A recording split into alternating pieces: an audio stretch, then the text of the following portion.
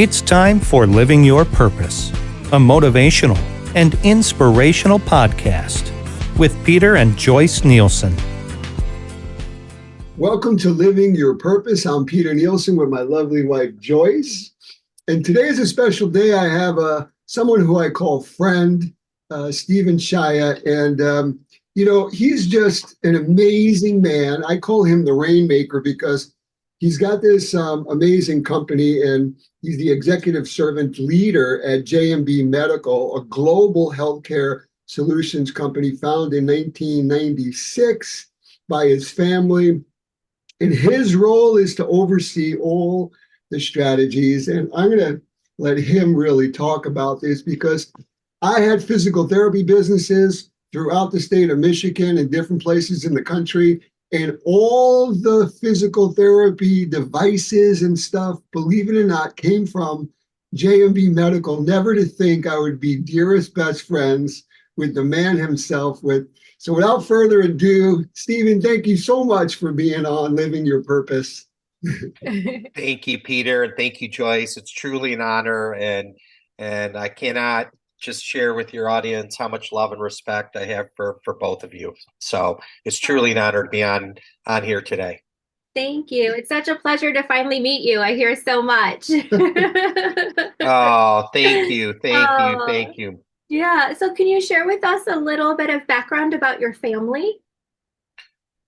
So my mother was one of 12 children. One of her siblings passed away at a young age. My grandmother was a midwife, and while number 12 was in utero, she was delivering thousands and thousands of babies in a small enclave in Iraq called Tel Kappa, which is where there was a lot of Iraqi Christians, but also people from many other religions and faiths. And my grandmother raised all of these children on her own because her husband, when number 12 was in utero, died from a hunting accident. And she was the epitome of servant leadership. She went to people's homes at all hours of the night. Now, remember, back in the day, in the 1960s, there wasn't just a community hospital where you could just go to. And so she would go to their homes. She would deliver these babies many, many times. They didn't have the money to they didn't have the money to pay her. So she bartered for either food or some other services. And when I think of my grandmother, she had so much wisdom. So when they were getting ready to leave, it would have been a political issue for them to leave, especially because she was a critical part of the community. She was the only person doing deliveries there, but it was time for the family to leave. So she sold all the items in their home, and she told the sisters from the nearby church who was supposed to get what. They got the monies from the people, and they bought these gold bracelets, and they put each one of the children was wearing the gold bracelets when they came to the United States. So they literally had everything that they were worth. On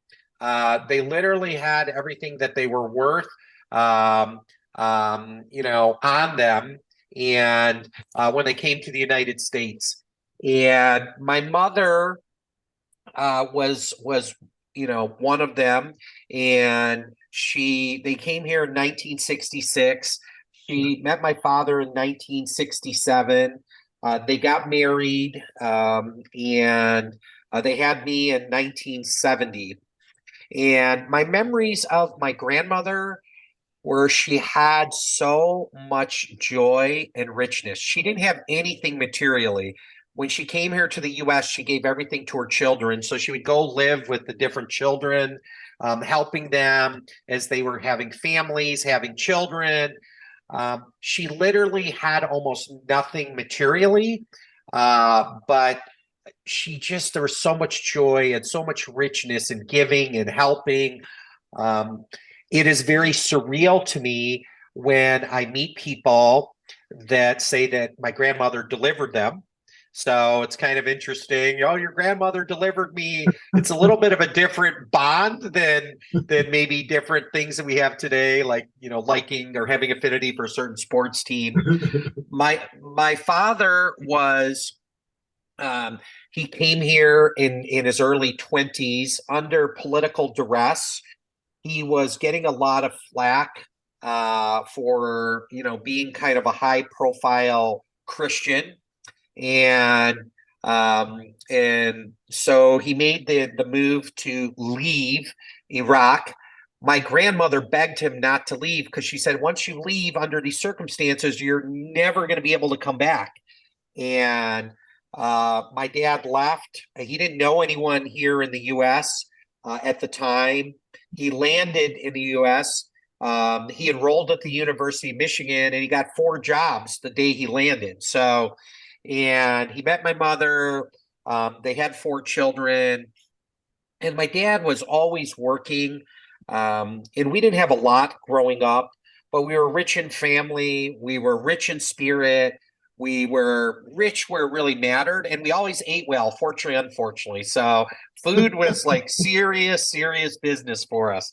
So, and I always remembered my father. He woke up every day, and he would think about the family. He would think about his faith, and business priority for my father. And there was such clarity. My dad had such clarity. There was right and wrong. There was no gray, and I think that helped him a lot in life. I think that helped him a lot in business. He would often make decisions on things, and I would be like, Dad, do you want to think about this? He's like, no. Like, what happens if you're wrong? Then he's like, I'll know a lot faster then. So he kind of had this, this beautiful divine clarity. And when he's looking at life and looking at people, and It's amazing when you have that peace like no other. And it sounds like he had, and I always say you only get that kind of peace from the Prince of Peace. And it has so much to do with knowing your faith and knowing the God that you serve. Because a lot of times people get peace on 80 degrees in the Bahamas on a beach, but the true peace comes when you're in the middle of the storm, you don't see land, and you still know it's going to be okay. Now, was your dad around? Like he's been gone just recently, am I correct? My father died in November of 2020, and it was a kind of a unique story, which I haven't shared publicly, but my brother and his wife, his pregnant wife, were living with my mom and my dad, and my sister-in-law, my brother's wife, was in a room upstairs on November 20th, 2020. And all of a sudden she felt this bright light come, and she was 6 months pregnant, and she felt this incredible warmth and joy all of a sudden, like she's never felt better like this in her whole life. And then a minute later, my dad, he had a heart attack, and he passed, within basically an hour. I was in California at the time. So at the time, it was devastating because you want to say goodbye. He was 77, which, I still think is very young.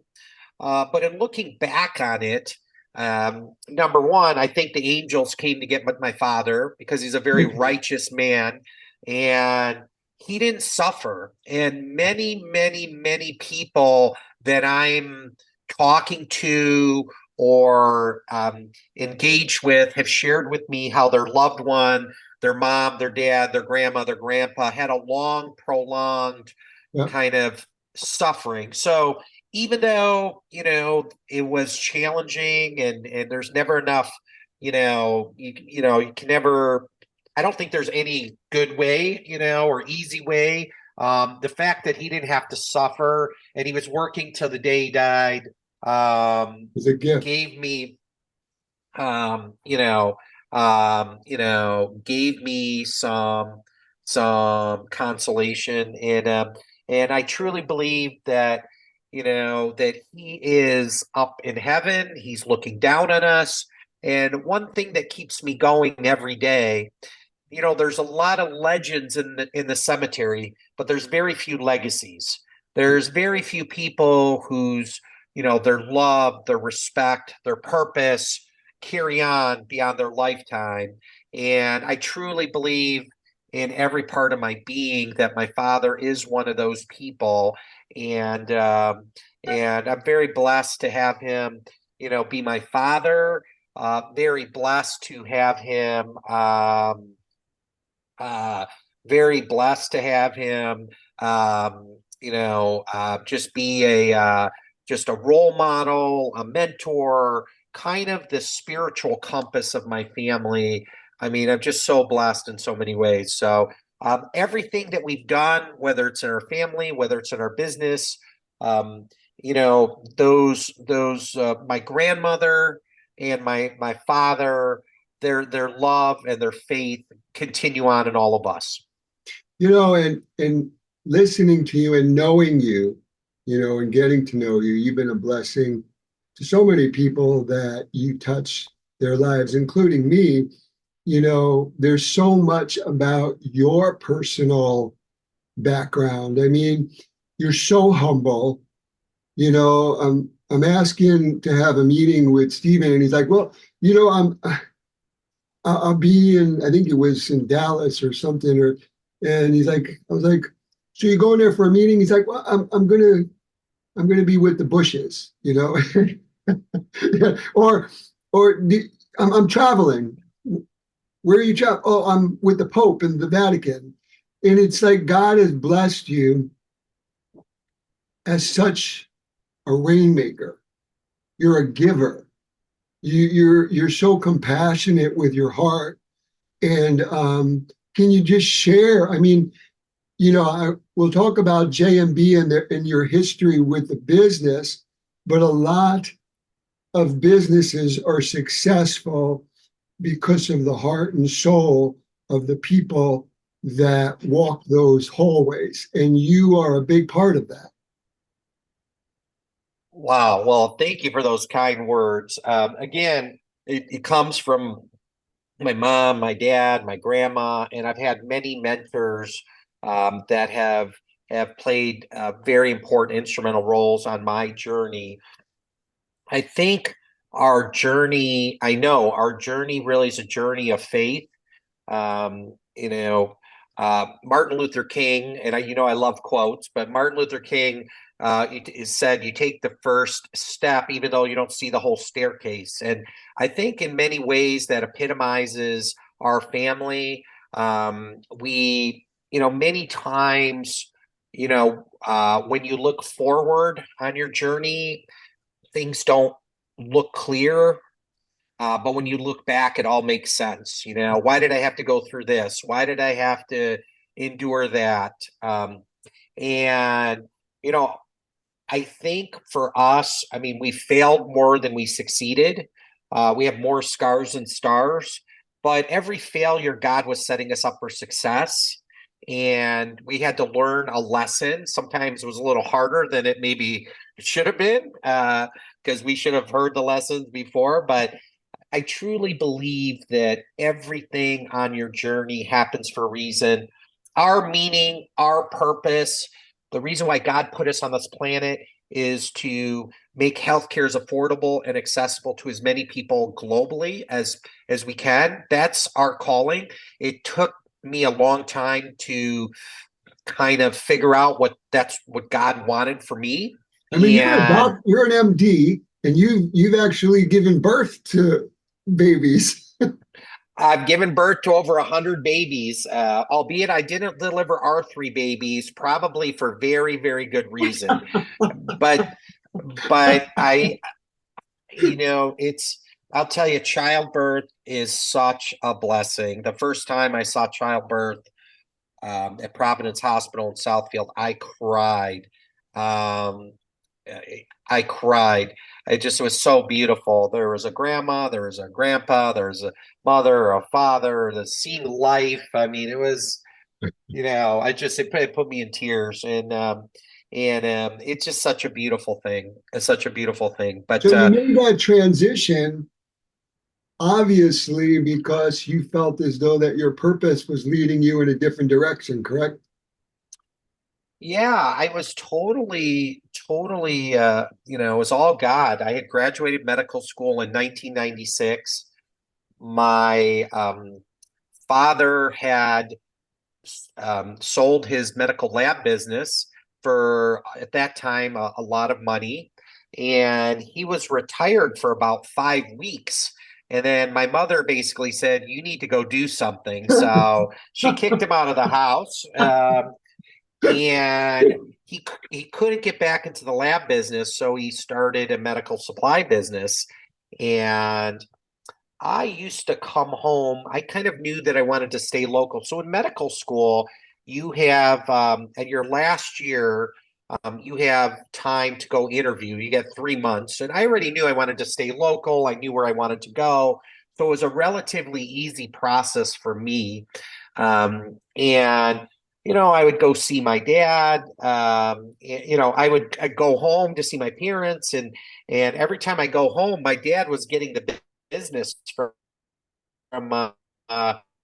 and I remember one in particular. I don't want to say who it is. She's like, you should forget the medical business. You should go into the gas station business. Now, today, of course, she doesn't remember that. She always believed that we were destined for greatness. So, but anyway, so and my dad was a very proud man, and he really believed that the medical arena was what his calling was. And so I had some free time, and I went to go see him. And one day, and it was a 400 square foot facility in Southfield, Michigan, right on Southfield Road. And I remember he was on the phone with a customer, and he was talking with this customer for like an hour. And my dad had a thick accent. He's like, "Hello, my friend," and he's talking, and he's back and forth, and he finally got off the phone after an hour, and he's like, "Son, what do you think of J&B?" I'm like, "Dad, this could be big one day." And he's like, "Really? Really?" And I'm like, "Yeah, Dad, I think it'd be big. And I have a lot of time on my hands, and I could help you." And he didn't really like that part of it at the beginning, but it was kind of fun working with him.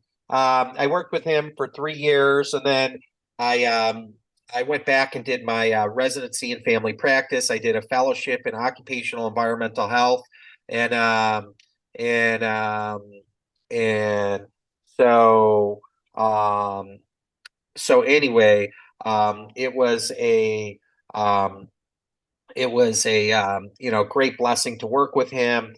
And in 2004, but there's some challenges with the family business too. I mean, to this day, I get fired pretty regularly. So there's pros and cons. I mean, fortunately, I have 3 grandchildren for my mother, so a little job security on many, but not all occasions. But I was in 2004, I had graduated. I was making really good money. I was single, and I had this 6 month period where I was like, wow, this is this is kind of fun. This is kind of easy. And of course, I get the call from my dad, "Son, we need you." And by the way, that's the only time he ever said they needed me. So that was like, I should have recorded that. But I thought, there was some issues we were dealing with. I came back to help in the family business, and I ended up, being there ever since. So I've been there full time since the end of 2004, and almost 20 years. But I was there since from the very beginning, and to see where we started, and to see that how my father just believed, for no reason, by the way. He just believed that, God had something like, when I say no reason, there was no tangible reason. He had his faith, you know what I mean? It reminds just, me, Stephen, it reminds me, my father worked for the telephone company in Brooklyn, New York, and he wanted me to take after him. So he went to the head of the president of the Teamsters that he was friends with. He got me a job as this splicer. All I remember was working in Bedford-Stuyvesant, Brooklyn, and I was unscrewing this little plate for the phone, and all these cockroaches came running down the walls and stuff. I quit after 2 weeks, and my dad didn't talk to me for like 6 months. He says, "You embarrassed me." And my point is that I said to my dad, "I want to become Mr. America." They laughed. And I remember he had a buzz on him with a couple of drinks with his buddies, and he was like, "I need help. My son wants to get in Speedos and put oil all over his body and pose in front of 5,000 people." And my point to you, which sounds like your dad, is that when God burns a dream in one's heart, no one needs to understand it because it wasn't their dream. And your dad had passion and belief and the tenacity to be able to move forward no matter what. And in my opinion, that's what truly makes someone champion their own life. I understand. Well, look, I couldn't agree more. And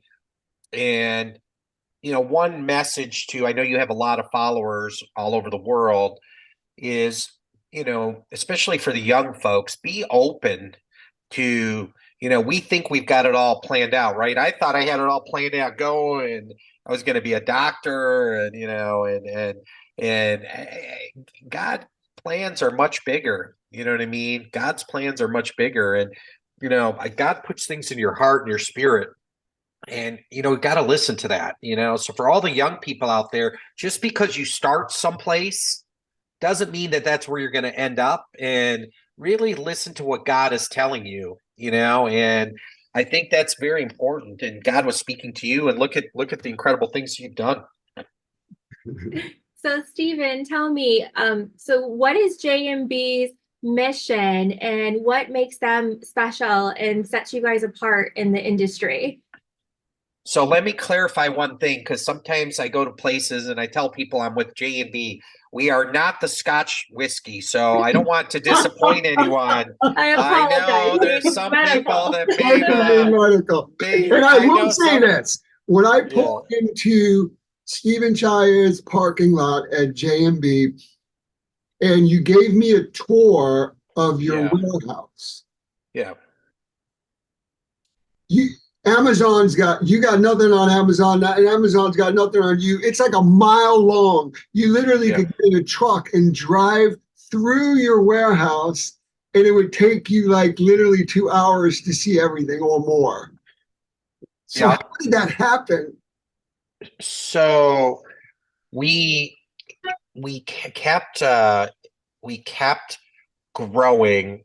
I think one message from us is that we kept jumping into things that we didn't really know what we're doing, but we kept, with God's grace, we kept figuring it out. So we started off as a B2B, selling everything that goes in a hospital, pharmacy, physician's office, supply equipment, pharmaceutical, and then we got into kind of some niche businesses. We got into emergency medical supplies, which is like a niche. We sell to police and fire departments. We got into animal health, which is a big area. People spend more on their animals than they do themselves. In 2003, 2004, we saw a lot of inefficiencies in the supply chain. So we would buy a wheelchair for $90 from a manufacturer. We would sell them to a provider for $125. they would bill the insurance company $500 to $800. And we're looking at this and just trying to figure this out. I know a little bit about hummus, but geez, we're on the wrong side of this whole equation here. We're Middle East Christian. So for those of you, we use hummus as a metaphor for good food, good times, good fortune, just to clarify that. So the proverbial hummus, we're looking at it, and it was a little hard to figure out. So we had a thesis in 2003, 2004. We were never going to be the manufacturer at that time, but could we become a hybrid of a distribution fulfillment company, a company good with procurement and logistics, and a provider providing some sort of clinical services and billing the third-party insurance company. Anyway, we used that model. We won a contract with the state of Michigan, which we saved the state of Michigan $212 million hard dollar savings over 12 years. Their numbers, we did the same in Wisconsin. We did the same in Indiana.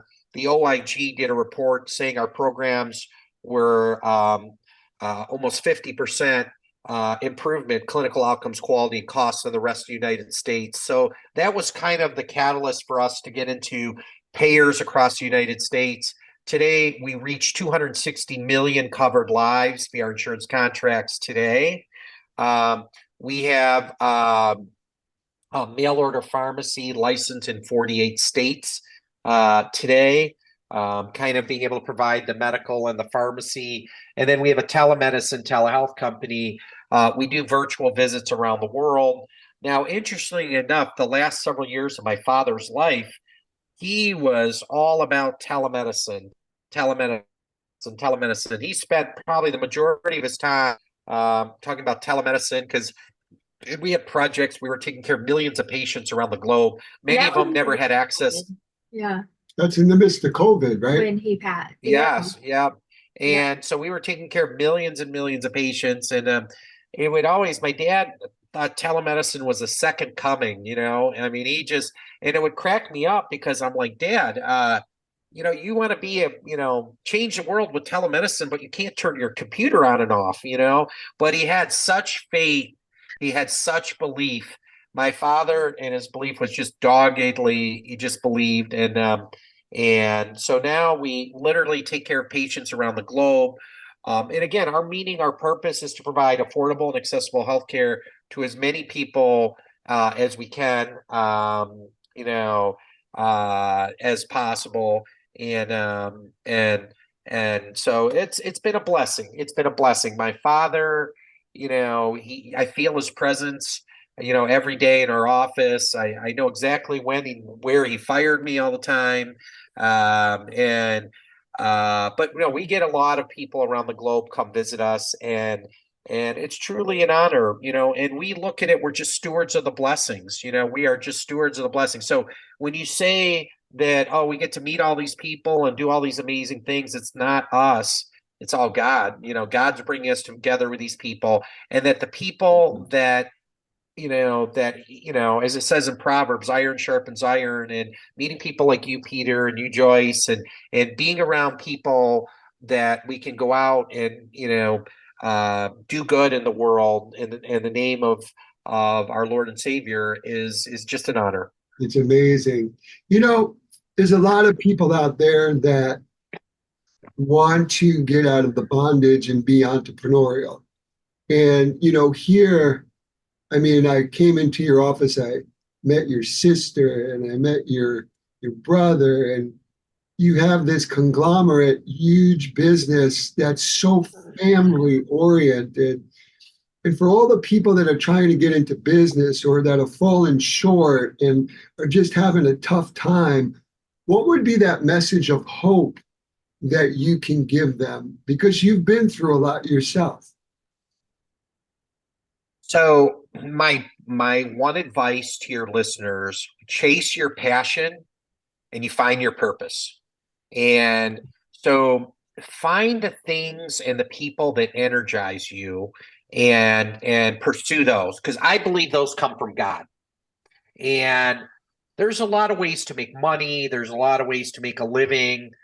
But if you don't find something that energizes you, if you don't find something that speaks to you, because I believe that's God speaking to you. Then when the inevitable challenging moments come in, you're not going to, you're not going to persevere. I think when you find those situations, whether it's with people, whether it's with opportunities, whether it's with businesses, when you find those things that really, really, really speak to you, I think, and energize you and excite you, you're finding the things that you're passionate about. That's when you find your purpose. Yep. And That's when you find your purpose. That's what this show is all about. I mean, it's like we were born on purpose for a purpose. And a lot of people will live life on the sidelines because life has beat them up and they lose their hope. They get jaded, desensitized.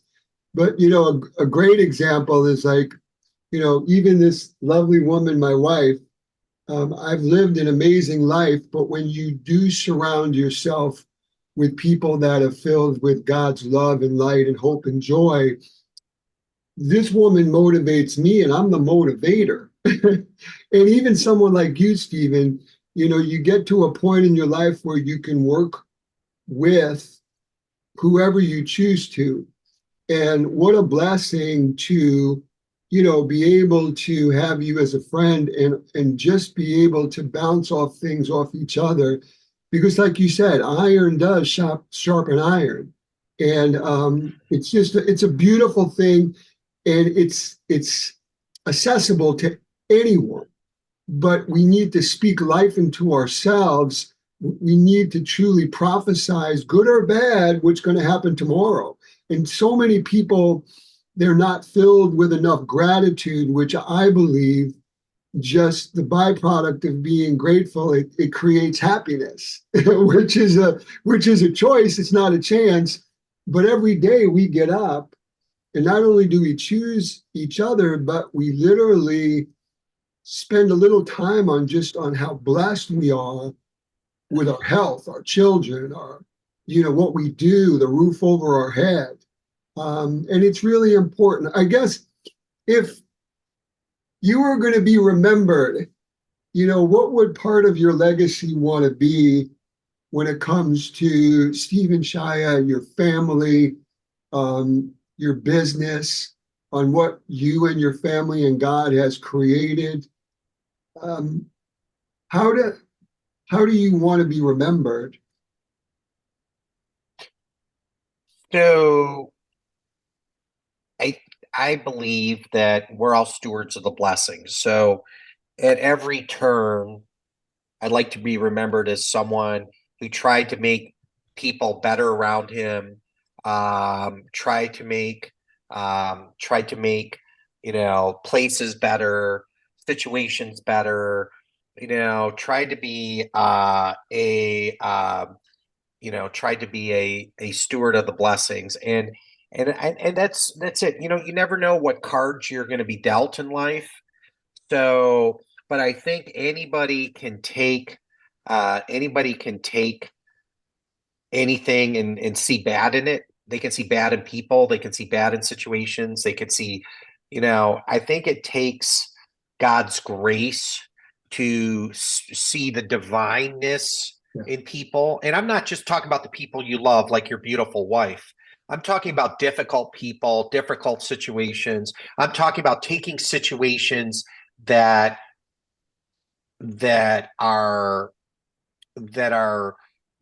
challenging situations and seeing beyond and seeing that there's a reason why this is happening, and maybe there's lessons that need to be learned. And you know what? I used to see difficult people in situations a lot differently. I used to look and say, hey, why is so-and-so being difficult? Why is this so complicated? Why does it have to be so hard? But then I changed my mindset. I'm like, look, God made me for this. That's what God made me for. He doesn't give you anything you can't handle. Right. So when it's a difficult person, when it's a difficult situation, when it's a one of those moments, I think that's how you grow. That's how you learn. And I think a lot of times God is like trying to like say, hey, don't forget about me here, and so I think that's what I've tried to do is just be that person that can hopefully shine God's light. And God's light shines brightest in the darkest moments. In the darkest moments, that's when his light, because maybe, he's lighting the way, not just for you, but maybe the light is lighting the way for other people out of difficult circumstances. So it's taken me a long time to get there. I still have those weak moments where, why me? Why do I have to deal with this? But at the end of the day, I think, God's given us all the tools. It's up to us to use them and in our spiritual and faith war chest. So, that's what I'd like to do at every turn is just like make wherever or whoever I'm around better than when I got there. And you do an amazing job at that. How can people find you, Stephen? Are you on LinkedIn? Are you on Instagram, Facebook, website? Oh, so this is kind of a funny story because my father and mother are very, very private. I got on social media many years ago, mainly because people were asking me about my children. And and I have friends all over, and they wanted to see pictures of my children. My daughter Adele is 10, and somehow, some way, only God knows how, it became a medium for me to just share my journey, and so I'm on LinkedIn at COD Holdings, AKKAD Holdings. Um, I'm on Stephen Shaya M.D. also on LinkedIn. I'm at Dr. Swami on Instagram at DOCTOR Swami. I guess I have a website now, Stephen Shaya M.D. So all of this is not really for any self promotion, but I think God made me an evangelist at heart. And just sharing my journey, I get a lot of positive feedback on it. I'm certainly not that smart in the sense that it's just my daily way to live in the moment. And don't forget, no matter what's going on, God's grace is there, and it's there for the taking if you're willing to look for it. And so it's kind of that for me. Last night I had the chance to speak at the University of Michigan, the athletes, and I get to do a lot of fun stuff, and so it's a blessing. It's a blessing. And how did you, if I could, before we go, how did you get to meet the Pope? So it's a funny story. So I was I really have always tried to include family in my journeys and my travels, and my I got invited by a friend to a couple events. So one event, it was in Aspen, and he's like, you got to come skiing. Well, I'm newly married and I have young kids, and I'm like, I don't think I could tell my wife I'm going there on business. Then he invites me to go to this, they have a private island in the Bahamas, and that's even more challenging. Hey, honey, I'm going to go in this cold winter. I got to go to the Bahamas to jet ski for business. It's a tough sell, and I can sell a lot of things, us Middle Eastern folks, but that one was a tough. So finally, the guy comes back and says, "Okay, I'm going to the Vatican, and we're going to get a chance, to meet a lot of people." And I'm like, "Can I bring my family?" And he's like, "Yes." So I'm like, wow, okay. So it was a very difficult trip. And because my two young kids, 4 and 2, and it was the first time we traveled abroad. And of course, we're in an airplane with some passengers that were, they weren't very patient with my children. And one of my kids was throwing up the whole time. And my wife was pregnant, to just add on to that. So anyway, so we get to the Vatican, and really the kids couldn't really hang out at many, because there was a lot of security there. So there was only, they had Vice President Biden was there. They had, I mean, Nobel Prize laureates, philanthropists. So anyway, there was a part for the family where you could bring your family to, which was to meet the Pope. And so what happened is that we somehow miraculously, we were sitting right in front of the Pope. I mean, literally, we're like 10 feet from the Pope. Now, you have to understand, Vice President Biden is sitting next to us. Alexandra Parker, Sean Parker, who started Facebook, she's sitting next to us. And so there was a bunch of folks, like a bunch of like senators, U.S. senators, multi-gazillionaires, Nobel Prize laureates, and they were all sitting behind us. So anyway, we're sitting there and we got these great pictures with the Pope. My son got kissed by both Pope Francis and Vice President Biden the same day. So I told my wife, like, where is he going to go from here? He's kind of reached kind of a high point. So the funny thing is that, and I've never shared this story, I had about a dozen people come up to me after, because the Pope spent a lot of time with us, and he took pictures with a lot of folks, but we had the prime spot. So I've literally got senators and these multi-billionaires and all these people coming up to me, and they're like, hey, I got a question for you. How much do those seats cost? I mean, what do the seats cost? Now, mind you, I'm in the Vatican. I don't want to lie. God's watching me here. So and I'm like, I don't know what to say because I don't want to cause an issue, because we didn't pay anything. I don't want to tell kids because they were, you know what I mean? Like, so fortunately, I just said, I that's between God and I, so I deflected. So because I had a little didn't want to lie, but didn't want to say I didn't pay anything. We had the best seats in the house, sorry. Or I pimped out my kids, but thank God I had beautiful children and a beautiful wife, and it was a special moment, and we've had many of those moments, and it's just it's an honor, and we just want to do whatever we can to glorify God's name. So. Well, we just appreciate you being a guest today, and what a beautiful journey, your family and yourself and its story. Thank you for sharing that with us. Yeah. Oh, thank you. Thank you for having me. You guys are such wonderful, beautiful people.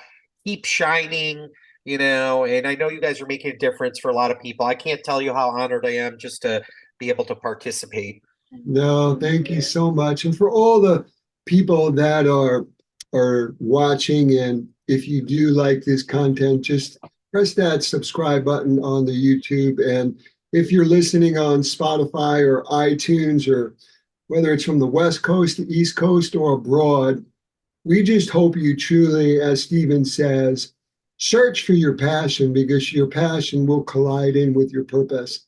And there's no greater sweet spot in your life than truly living on purpose. For a purpose. And we're all individuals, we're all one of a kind, and we all have amazing gifts, talents, and blessings. So we just hope that each and every one of you, whatever you're going through, you move forward, you have faith, you speak life into yourself, and may God continue to protect you, Stephen, direct you, your whole family. So we just thank you for being on Living Your Purpose with this lovely woman, Joyce, and myself. So thank you, my friend. God bless you guys. Thank you for having me. Hi, I'm Peter Nielsen. I'm excited because I'm going to be with you every Saturday and Sunday at 8:30 a.m. Eastern Time on DBTV Network. We'll be dealing with nutrition because you are what you eat. Physical activities, whether it's indoors or outdoors, as well as wonderful things you could do with your entire family. Let's get better together, mind, body, and spirit. Tune in to Peter's Principles every Saturday and Sunday at 8:30 a.m. Eastern Time on DBTV Network.